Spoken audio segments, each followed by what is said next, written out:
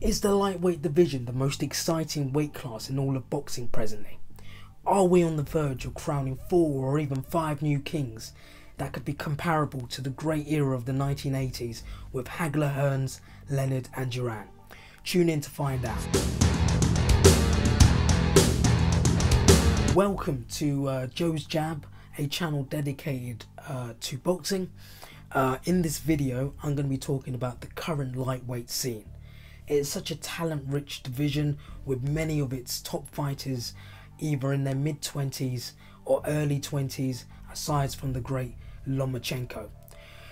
They all have, I think, massive crossover appeal as well, with the likes of Ryan Garcia already amassing 8 million Instagram followers, and with Javonte Davis's style and having currently a 96% knockout ratio that can only appeal to a wider audience. And if they do this alongside providing us with great fights that and they rematch and they have trilogies and the decisions go either way and changes, that can only make this a really interesting period when all the fighting is done and dusted. Now, I would like to look at my current top 5 lightweights. I would like to tell you why they're ranked in the position they are, their skills and attributes, their recent fights, and who I'd like to see them fight next. Number 5, we have got the Dream Devin Haney. Now, Devin Haney has to be number 5 on this list, purely down to the body of work on his boxing resume at this moment in time. And there are other fighters that I'm going to be talking about on this list that have got probably bigger and better names than Devin at this moment. However, his development and potential is great. At 22 years of age, Haney is undefeated and has fought decent opposition, producing good solid victories over the likes of Tsar Abdullev and Alfredo Santiago, where he won the WBC Lightweight Championship of the World when Lomachenko was upgraded to become their franchise champion. Whether you call that an upgrade or not is very debatable and might be for a future video. But back to Devin. His most recent fight and biggest win, no doubt to date, was against the former featherweight world champion and veteran Yuriorkis Gamboa. Gamboa was not in his prime, he was 38 years of age and probably in a weight class which was most likely too big for him. However, it was still a really solid, good performance from Devin Haney. Now, what is Devin's most important weapon? Well, I would say firstly he's got, good power. Out of his 25 wins, 15 of them have come by way of knockout, and he also has superb technical and defensive attributes. However, I see his biggest weapon being his jab. He's got a quick, sharp jab, and he uses it really effectively to get his other shots off, especially hooks and combination punches, which he does really well, but it all comes from the jab, and that at this moment in time is his key weapon. Now, who would I like to see Devin fight next? The fight for me that makes sense would be the Ryan Garcia fight. Garcia has recently come off a win against Luke Campbell, and he captured in the process the WBC interim belt, so that makes sense as the logical fight. Another reason why this makes sense is they fought each other previously in the amateurs, and Ryan, with his social media following, could make that into a really good fight. I think also that both Devin and Garcia are just a level below the likes of Lomachenko and Vasiliy Lopez, for instance. However, they could get to that level, but I see Ryan and Devin both being just below that, and it makes sense for them to fight. So that's what I would like to see for Devin next. If that doesn't materialize, there's other good fights out there. I mean, we talked about Luke Campbell just now, but there's also Masayoshi Nakatani, and there's also the former IBF lightweight champion Richard Commey, which would be good fights to have to build up, develop. So that's my number 5, Devin the Dream Haney. At number 4, we have King Ryan Garcia. Ryan Garcia is number 4 on my list because of his impressive performance against Olympic gold medalist Luke Campbell. Now, Luke Campbell is no mug, he's a classy operator, and to finish the job in the fashion that Garcia did means he has to be right up there on this list. Now, Garcia has also got good wins over the likes of Francisco Forenza and Romero Dunno, but the Campbell fight for me really does show that he is the real deal and not just a social media superstar and a hype job. He showed grit and resilience by getting up from a really hard, heavy knockdown from Campbell to really controlling the fight after that point onwards, and delivered an unreal, hurtful liver shot that ended the fight in the 7th round. This showed me many things this fight. He has power, clearly. He has grit, determination. He's hungry to get up and to continue the job alongside his undoubted boxing skills. Like Devin Haney, Garcia is also 22 years old. He's also quite tall for the weight, being 5'10", and he is similar in build to that of his promoter Oscar De La Hoya. He's currently working with Eddie Reynoso and campmates of Saul Canelo Alvarez, and you can see Reynoso's and Canelo's influence already on Garcia. He's working on building on his power, digging the shots in a Canelo-esque style, especially the left hook. The left hook is a magnificent shot that Garcia likes to throw to both head and body, and his most recent opponents, especially Campbell, will agree with me there, I'm pretty sure. Ryan Garcia currently got a win record of 21, and 18 of those wins have come by way of knockout, and he has so much crossover appeal with 8 million Instagram followers, a big social media following. He has huge potential to build a really big following into boxing, so Ryan Garcia is incredibly important as long as he keeps winning and has exciting fights along the way. Now, as I mentioned when I was talking about Devin Haney, I'd like to see Ryan fight him next.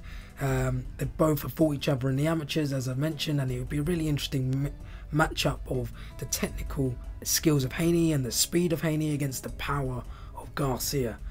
Now, as they've got history in the amateurs, it feels to me that you could get a sort of a rivalry going between these two, in a similar vein to that of George Groves against James DeGale. And these rivalries from the amateurs that build into the pros can build great stories, great hype, and hopefully these fights deliver as well. So we've got a really interesting situation between these two, and I really hope they can fight. But again, equally with Devin Haney, there's Richard Comey amongst others that Ryan may want to fight before they both lock horns. So that's my number 4, Ryan King Garcia. At number 3 on my list is Javonte Tank Davis. Now, he's just been picked to second place, in my opinion, purely to do with the fact that I think he's still in reality a super featherweight, even though he holds the regular WBA lightweight championship of the world. So this is my reasons for him being in 3rd position. However, likened to a mini Mike Tyson due to his solid build, aggressive style, fight-ending one-punch knockout power, and highlight-worthy knockout clips, he is one definitely to look out for in the lightweight division long term, and especially as I feel that he's finding it maybe tough to make weight at super feather, and so his long-term future I do feel is in the lightweight division. Davis has recently had a victory against 4-weight world champion Leo Santa Cruz in October 2020. It was a very impressive victory. He had a destructive left uppercut finish, which was absolutely outstanding. The left uppercut put out a very good super featherweight world champion completely out cold. Leo Santa Cruz was no mug. He'd only ever lost to Carl Frampton, and even then he avenged that loss in a rematch. It was one of the best knockouts of 2020. Fantastic punch, fantastic performance. Now, Davis is 26 years old. He's won titles at super featherweight and has amassed a unbeaten record of 24 wins, with 23 of those wins coming by way of knockout. I believe he is a level above Haney and Garcia at present. Reason being, he's just got better wins on his record against the likes of Gamboa, Liam Walsh, Jose Prezada, and now most recently Leo Santa Cruz, and in my view the biggest win for Davis at this moment in time. A fight between Ryan Garcia has been mentioned, and the fights I really would like to see him in right now is a fight between Vasiliy Lomachenko, or even better, Teofimo Lopez would be a monster fight for the WBA, WBO, IBF championships. It will have it all. It would have belts, it would have undefeated fighters putting their O's on the line, and it would see the winner no doubtably become the #1 in the division, and in my point of view put them right up there in the mix of being a pound for pound best fighter. Definitely top 5 pound for pound, and maybe even further. So that's Tank Davis. He is my number 3.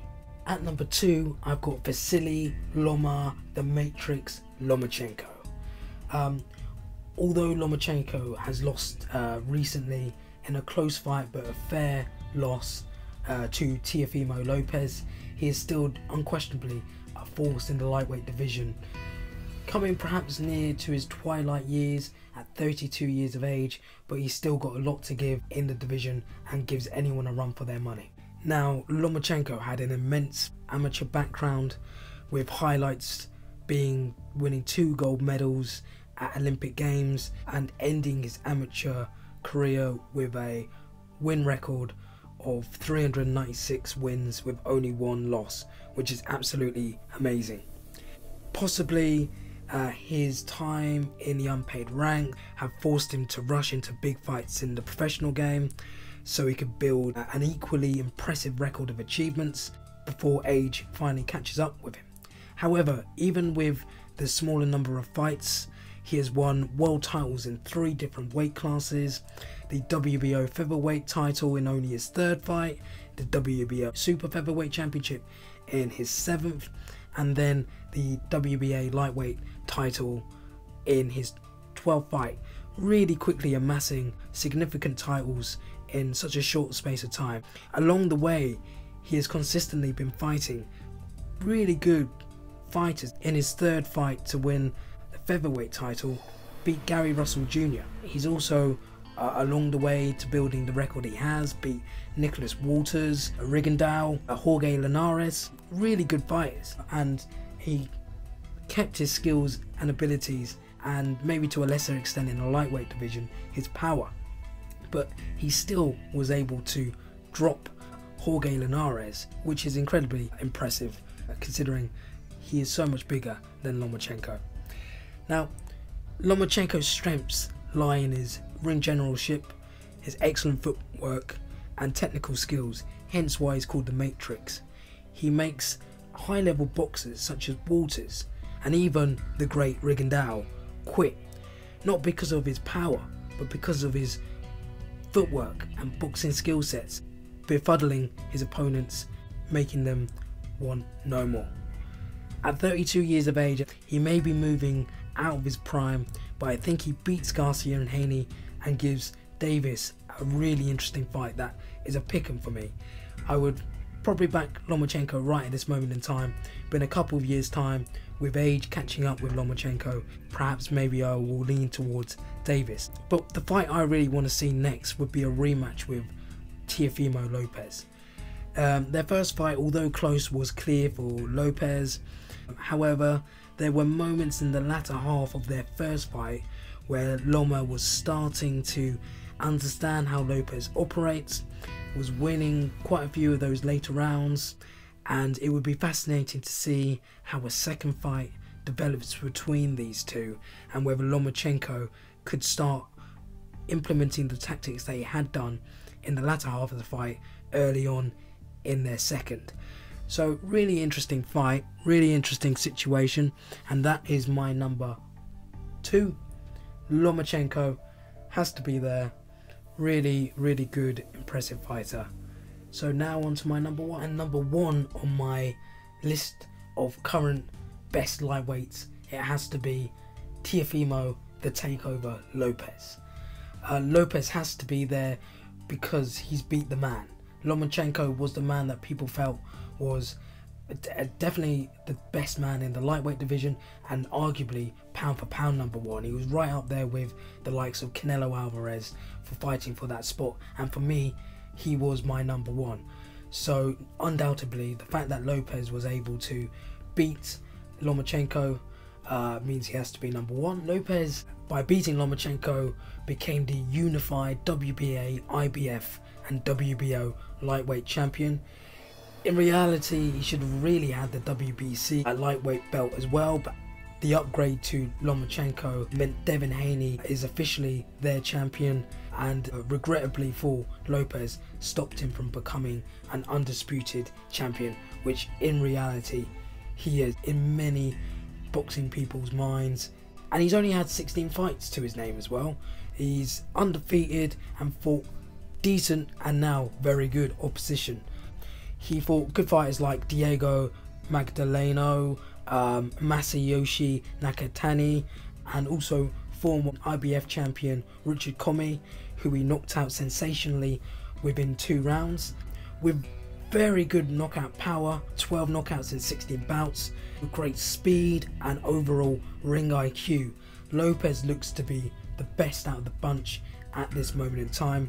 As mentioned, what I'd like to see is a rematch between Lomachenko, just because it felt like Lomachenko was starting to get into it and could make it a really, really interesting little rivalry. Whatever would happen if he wins again in a tight fight, or if Lomachenko wins and they could have a rubber fight, is a really interesting situation.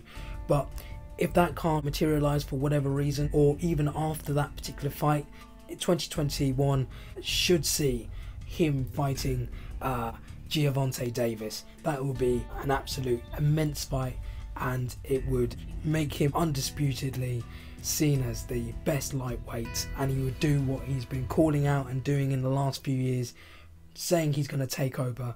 And if he was able to beat Lomachenko and Davis, he certainly would have done that. He is likely not to stay around the lightweight division for too long. He's quite big at the weight, and so it'd be good to see him fight, especially Davis, as the others in the weight class like Ryan Garcia perhaps may join him in light welter and welterweight down the line. But Davis looks like he perhaps wouldn't go as far as light welter maybe, and so seeing a prime fight between the two would be in the lightweight division.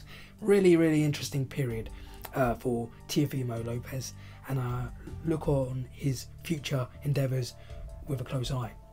So that is my overall top 5 lightweights at the moment. So there you have it, my top 5 lightweights currently in boxing. It's a really intriguing time. You got 4 or 5 fighters that can really make headways.